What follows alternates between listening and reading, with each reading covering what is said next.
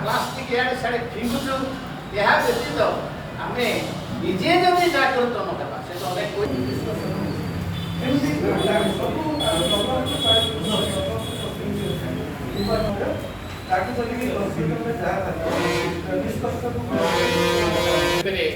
सारा ओडिशा रे आलोचना चलछि। संवादर मुख्य ओडिशार 147 निर्वाचन मंडली बारी यही क्लाइमेट पंचायत कार्यक्रम से आज आलोचनार विषय वस्तु सौम्य रंजन पट्टनायक आह्वान क्रमे समस्त यू साहित्यकर समस्त परिवेशविद क्लाइमेट पंचायत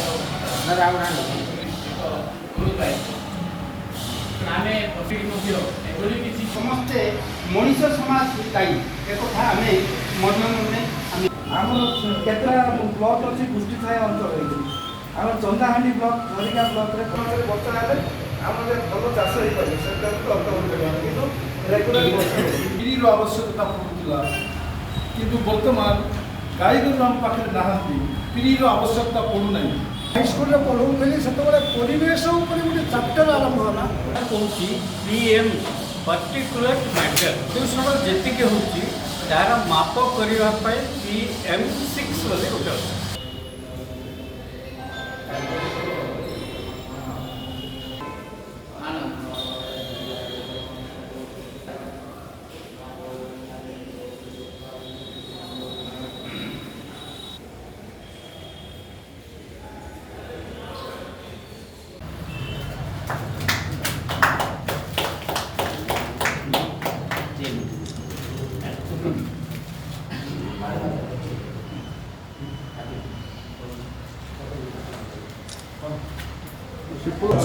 संवाद परिवार तरफ आयोजित होता 60 दिन जो कार्यक्रम पुनश्च पृथ्वी सुंदर कार्यक्रम सारा पृथ्वी को चिंता जलवायु परिवर्तन रखापी जलवायु परिवर्तन हेबा द्वारा आम जो प्रकृतिर विरोध को जाऊँ तार पाई बोली कि अनेक कष्ट भोगवा पड़ो एवं आम उत्तरदायी जदि ठीक भाव में रखा ताहले निश्चय आम जलवायु परिवर्तन कौन पाई हो कौन कले जलवायु परिवर्तन हम ना तार पाई निश्चय ध्यान देवा कथा।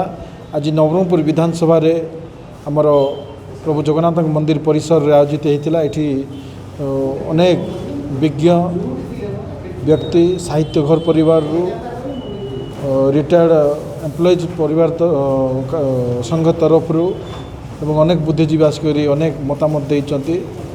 जलवायु जो विघटन होची विशेषकर नवरंगपुर रे गछ काटिबा जर व्यवहार करवा निया लगेवा गोवंशर मूलोत्पाटन करवा जो सामूहिक जो समस्या देखा देइछि तार पई जलवायु परिवर्तन होची से निवेदन करी कनक टीवी को एवं संवाद परिवार को जे यही कार्यक्रम 60 दिनिया न करी अनिर्दिष्ट काल पई जदि प्रत्येक दिन किछि किछि देले निश्चय आम सचेतन हबू। हाँ नवरंगपुर निर्वाचन मंडली सह ओडिशा एवं भारत में यशस्वी प्रधानमंत्री कही जाइछन जे माँ के नाम पर एक गछ से गोटे गछ अनेक संगठन भारतीय जनता पार्टी अनेक कार्यकर्ता लगाउछन्ति गछ लगेबा कार्यक्रम एवं यशस्वी मुख्यमंत्री मोहन चरण माझी चलित वर्ष ओडिशा रे 500 कोटी गछ लगेबा पई 5 कोटी गछ लगेबा पई निर्देश देइछन्ति एवं गछ लगा चलछि आ जो जरीर अधिक व्यवहार जल जंगल रे निया लागिबा एटा जाक जो प्राकृतिक विपर्यय कला जो काम अच्छी ताकू आम रखापी निश्चय आगामी दिन में चेष्टा करूँ। मु सर्वप्रथमे सौम्यरंजन पट्टनायक को धन्यवाद देवी से अनेक कार्यक्रम हाथ को नहीं थांती साधारणतः रक्तदान भाषार जो चली विलोप ताको किपरि आमे सजग रहिबा तापरे परे निशा निवारण उपर वर्तमान से नहीं एवं यह हूँ एक तांकर स्वतंत्र कार्यक्रम जहाँकि पुनश्च पृथ्वी यह 147टी ନିର୍ବାଚନ ମଣ୍ଡଳୀରେ ସେ ଦେଇଛନ୍ତି। ଆଜି ଆମର ବର୍ଷା ପାଗ ଯୋଗୁଁ ଆମେ ଗୋଟେ ଗଛ ତଳେ ପ୍ରଥମେ ଏହି କାର୍ଯ୍ୟକ୍ରମ କରିବା ପାଇଁ ସ୍ଥିର କରିଥିଲୁ, କିନ୍ତୁ ଆଜି ଜଗନ୍ନାଥ ମନ୍ଦିର ପ୍ରାଙ୍ଗଣରେ ଏହି କାର୍ଯ୍ୟକ୍ରମ ହେଲା। ଏଥିରେ ଅନେକ ବୁଦ୍ଧିଜୀବୀ, ଶିକ୍ଷାବିତ୍, ପରିବେଶବିତ୍, ବୈଜ୍ଞାନିକ ସମସ୍ତେ ଏକତ୍ରିତ ହୋଇଥିଲେ ଏବଂ ନିଜ ନିଜର ମତ ପ୍ରକାଶ କଲେ। ଯେଭଳି ଭାବରେ ଆମର ପୃଥିବୀର ଅବକ୍ଷୟ ହେଉଛି, ବର୍ଷାରେ ଅସମାନତା ହେଉଛି, ଏ ବର୍ଷ ଯେମିତି ନବରଙ୍ଗପୁରରେ 45 ଡିଗ୍ରୀ ପର୍ଯ୍ୟନ୍ତ ଆମର ଗ୍ରୀଷ୍ମ ହୋଇଥିଲା, ଯାହାଫଳରେ କି ଯାହା ଆମେ କେବେ ବି ଅନୁଭବ କରିନଥିଲୁ। ଏସବୁ ଉପରେ ଗୋଟେ ଆଲୋଚନା ହୋଇଥିଲା, କିପରି ଆମ ଜଳସ୍ତର କମିଯାଉଛି ଏବଂ ଭୂତଳ ଜଳର ଅବକ୍ଷୟ ହେଉଛି, ଚାରିପାର୍ଶ୍ୱରେ ଆମର କଳୁଷିତ ହେଉଛି ପରିବେଶ। ବୃକ୍ଷରୋପଣ କରାନଯିବା ଯୋଗୁଁ ହଜାର ହଜାର ବୃକ୍ଷ କଟାଯାଉଛି, କିନ୍ତୁ ସେହିଭଳି ଭାବରେ ବୃକ୍ଷରୋପଣ କରାଯାଉନାହିଁ। ତା ଉପରେ ଆଲୋଚନା ହୋଇଥିଲା ଏବଂ ବିଧାୟକକୁ ମଧ୍ୟ ଆମେ ସମସ୍ତେ ଅନେକ ଅନୁରୋଧ ବି କରିଥିଲୁ ଏବଂ ବିଧାୟକ ପ୍ରତିଶ୍ରୁତି ବି ଦେଇଛନ୍ତି ଯେ ସେ ଯଦି ସୁବିଧା ପାଇବେ ତାହେଲେ ବିଧାନସଭାରେ ବି ତାଙ୍କର ମତାମତ ଉପସ୍ଥାପିତ କରିବେ ଏବଂ ଆମ ନବରଙ୍ଗପୁର ଜିଲ୍ଲାର ଏ ଯେଉଁ ପରିବେଶ ଉପରେ ପ୍ରଭାବ ପଡ଼ୁଛି ତାର ଦୂରୀକରଣ ପାଇଁ ପ୍ରସ୍ତାବ ଦେବେ। ଆଜିର ଯେଉଁ କାର୍ଯ୍ୟକ୍ରମ ହୋଇଥିଲା ଏଇଟା ଗୋଟେ ବର୍ତ୍ତମାନ ଓଡ଼ିଶାରେ ଗୋଟିଏ କନକ ନ୍ୟୁଜ୍ ତରଫରୁ ଗୋଟିଏ 60 ଦିନିଆ କାର୍ଯ୍ୟକ୍ରମରେ 147ଟା MLA କନଷ୍ଟିଟ୍ୟୁଏନ୍ସିରେ ପୁନଶ୍ଚ ପୃଥିବୀ ନାମରେ ପରିବେଶ ବଞ୍ଚାଅ କାର୍ଯ୍ୟକ୍ରମ ଚାଲିଛି। ସେହି ଅବସରରେ ନବରଙ୍ଗପୁରରେ ଗୋଟେ ଆଲୋଚନା ଚକ୍ର ଚାଲିଥିଲା।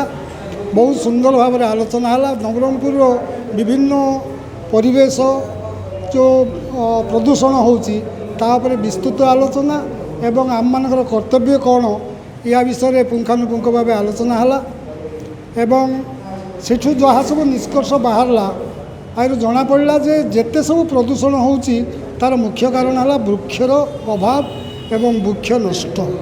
ତେଣୁ ତା ଉପରେ ଗୁରୁତ୍ୱ ଦେବା ପାଇଁ ବହୁତ ଆଲୋଚନାରେ ଯେଉଁ ଚିନ୍ତା ଆସିଲା ସେଇଠି ଦେଖାଗଲା ଯେ ପ୍ରତିବର୍ଷ କୋଟି କୋଟି ଗଛ ଲଗା ହେଉଛି, କିନ୍ତୁ ସେ ଗଛ ଗୁଡ଼ାକ ଆଉ ଦିଶୁନାହିଁ। ତେଣୁ ଏ ବର୍ଷଠାରୁ ଅନ୍ତତଃ ସେଇ ଗଛ ଗୁଡ଼ାକ ରକ୍ଷଣାବେକ୍ଷଣ କରିବା, ସେମାନଙ୍କର ଦାୟିତ୍ୱ ନେବା କେବଳ ସରକାରଙ୍କର କାମ ନୁହଁ, ସମସ୍ତଙ୍କର କାମ ଏବଂ ଆମେ ସମସ୍ତେ ସେହି କାମରେ ଯଦି ଲାଗିବା ତାହେଲେ କିଛି ଗୋଟେ ଜଳବାୟୁ ଜନିତ ପରିବର୍ତ୍ତନ ହେବ ବୋଲି ଆଲୋଚନାର ନିଷ୍କର୍ଷ ହେଲା। ଆଉ ଗୋଟେ ବଡ଼ ଜିନିଷ ଆପଣମାନେ ମଧ୍ୟ ଅନୁଭବ କରିଥିବେ, ମୁଁ ତ ଲକ୍ଷ୍ୟ କରିଛି ନବରଙ୍ଗପୁରରେ ଆମେ ଯେତେବେଳେ ପ୍ରାୟ 70-80 ମସିହା ବେଳଠୁ ଦେଖିଲୁ ଯେ ନବରଙ୍ଗପୁରରେ ବିଭିନ୍ନ ନୂଆ ନୂଆ ପ୍ରକାର ଗଛ ଆସିଲା। ଆପଣଙ୍କର ନୀଳଗିରି ଗଛ କୁହନ୍ତୁ, ଆକାଶିଆ ଗଛ କୁହନ୍ତୁ, କୃଷ୍ଣଚୂଡ଼ା ଗଛ କୁହନ୍ତୁ, ଏସବୁ ଗଛ ଗୁଡ଼ାକ ଆସିଲା। କିନ୍ତୁ ଏବଂ ଆସ୍ତେ ଆସ୍ତେ ଆମର ଯେଉଁ ପରିବେଶର ଯେଉଁ ଗଛ ଗୁଡ଼ାକ ଆସ୍ତେ ଆସ୍ତେ କଟା ହୋଇଗଲା ଜାଳେଣୀ ପାଇଁ ବା ଅନ୍ୟମାନଙ୍କ ପାଇଁ। ତା'ର ପ୍ରଭାବ କେତେ ଦୂର ଯେ ଯିବ ସେଇଟା ଆଜି ଆପଣମାନେ ଅନୁଭବ କରିବେ ଯେ ଯେତେ ସବୁ ବିଦେଶରୁ ଗଛ ଆସିଛି କୌଣସି ଗଛରେ ଆପଣ ଭାରତୀୟ ପକ୍ଷୀମାନଙ୍କର ବା ଆମ ପକ୍ଷୀମାନଙ୍କର ବସା ଦେଖିପାରିବେ ନାହିଁ।